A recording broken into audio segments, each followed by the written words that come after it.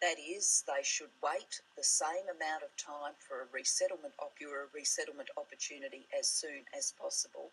But our agreements with Nauru and PNG are on all fours with Angus Houston and his findings of no advantage for moving.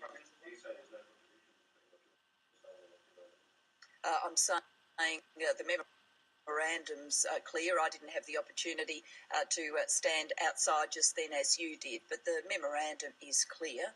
We had this conversation also at the Pacific Island Forum. The no advantage principle is there in the memorandum, and that's how we will work these regional processing centres. Can you put a time frame on it? How long? We will work with UNHCR to specify the appropriate time frames that people would have waited if they hadn't moved. Can you say yet when the first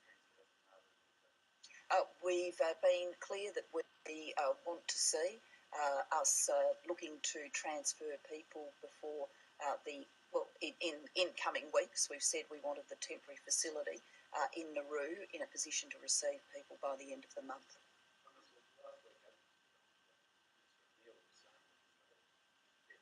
As the drive for this MOU is about Australian side, and is this about Look, we did have a memorandum of understanding with PNG. That was a memorandum we executed before the High Court challenge. As a result of the High Court challenge and on the basis of legal advice, some amendments have been made, and that's why a new memorandum has been executed today. Are those amendments to protect human rights and ensure welfare of people who do go to Mars? The amendments were on the basis of legal advice, and this puts the memorandum with PNG in comparable terms to the memorandum with Nauru. We have entered into arrangements with both that ensure we acquit our obligations under the Refugee Convention, which of course we always wanted to do. That was clear prior to the High Court case. We've always wanted to acquit those obligations and proper treatment of people.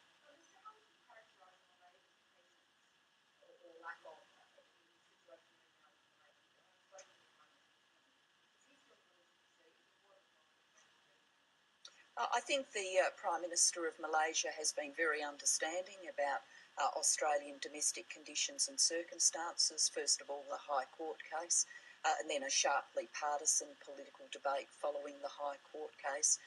He indicated to me this morning that he's happy to receive a team of Australian officials to continue discussions now in the light of the Houston report. Of course, we do have an agreement with Malaysia, but the Houston Review recommends a set of considerations that should be worked through, and that's the purpose of Australian officials going to Malaysia.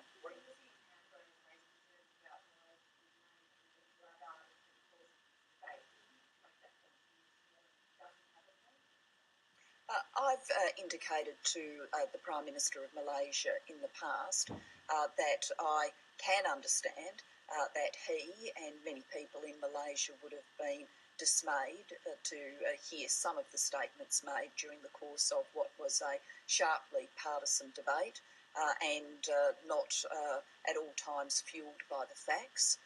Clearly, as we would recall, the opposition thought that this was a convenient battering ram for them in pursuit of their negative politics, and both Australia's national interest and Malaysia's reputation were viewed as secondary to a sharply partisan and negative campaign. Is there any timeline, Prime Minister, to the negotiations with Malaysia? So is it likely we'll see a resolution of the Malaysia agreement before the end of next year? We've agreed officials will go and be received. We haven't set a timeline. Do you actually believe there's any chance, given the state of Parliament, that you will actually be able to Well, you need to put that question to the Leader of the Opposition and ask him whether or not he respects Angus Houston, his team and their work.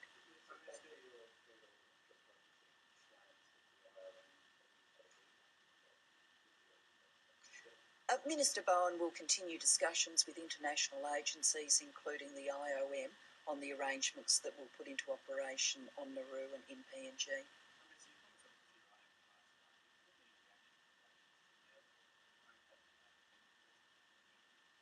Well, I met with our media friends last night. I was asked a direct question and I answered it factually.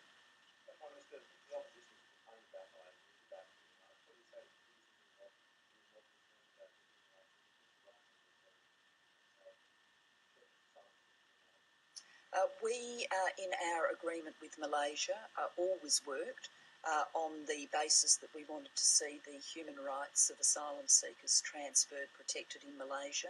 We worked through that with Malaysia and, we had the High Court case and the rest, as they say, is history. Our concern about human rights is that human rights are universal and indivisible.